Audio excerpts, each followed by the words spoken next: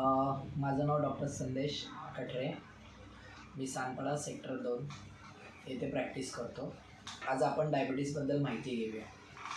Actually diabetes हा disease नाही आहे किंवा एक आजार नाही आहे, तर ही लाईफस्टाईल चेंज आहे. म्हणजे आपली जी राहणीमान आहे, जीवनशैली, ह्याच्यामधील असणाऱ्या बदलांमुळे होणारा त्रास आहे. तो लाईफस्टाईल डिसीज, त्याला NCDs म्हणतो, नॉन कम्युनिकेबल डिसीज. म्हणजे हा एका व्यक्तीपासून दुसऱ्याला पसरत नाही.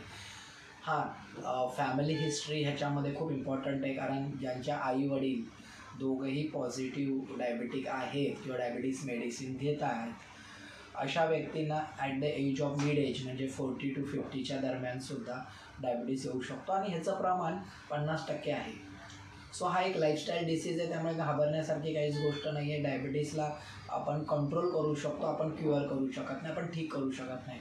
खूपशा अशा संस्था किंवा आयुर्वेदिक किंवा होमिओपॅथिक्स सांगतात की आम्ही डायबिटीज घालवून दाखवू शकतो, पण हे शक्य नाही आहे. कारण डायबिटीजचा मेकॅनिझम म्हणजे आपण जे काही कार्बोदके खातो, कार्बोहायड्रेट्स, त्याचा शुगरमध्ये कन्वर्ट होतं. ज्याचा एक एक्झाम्पल म्हणजे ग्लुकोज, फ्रक्टोज, माल्टोज, सॅक्रोज. आणि ह्या शुगरमध्ये कन्वर्ट झाल्यानंतर त्यांना एनर्जीच्या रूपात घेऊन जाण्यासाठी इन्सुलिनची गरज असते. इन्सुलिन तयार करणाऱ्या ज्या पेशी आहेत त्या स्वादुपिंड म्हणजे पॅनक्रियाज नावाच्या ग्रंथीमध्ये असतात. आणि ह्या ज्या ग्रंथी आहेत, त्या ग्रंथी ॲक्च्युअली इन्सुलिनच्या पेशी कमी राहतात आणि या कमी होतात, सिक्रिशन कमी करतात, आणि म्हणून एज फॅक्टर्स वाढत गेला किंवा आपल्या हॅबिट्स असतील त्या प्रमाणात डायबिटीज हा लवकर येऊ शकतो. सध्याच्या राहणीमानाचा विचार केला तर अशी एकही व्यक्ती मिळणं शक्य नाही की ज्यांना डायबिटीज होणारच नाही.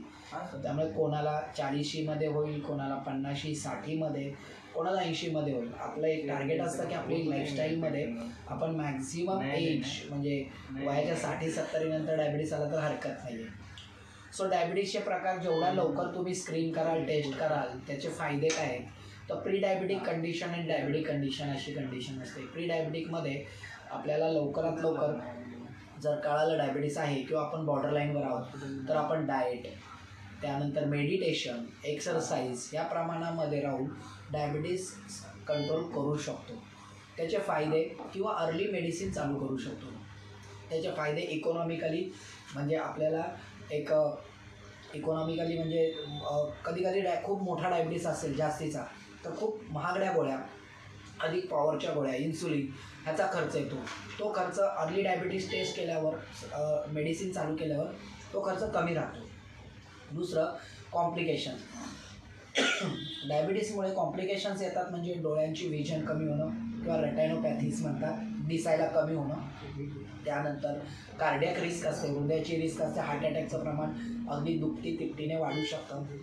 किडनी फेलियर किंवा किडनी फिल्ट्रेशन, किडनीचे फिल्टर करते युरिन, त्याचे इश्यूज होऊ शकतात, त्याचा डिसीज येऊ शकतात.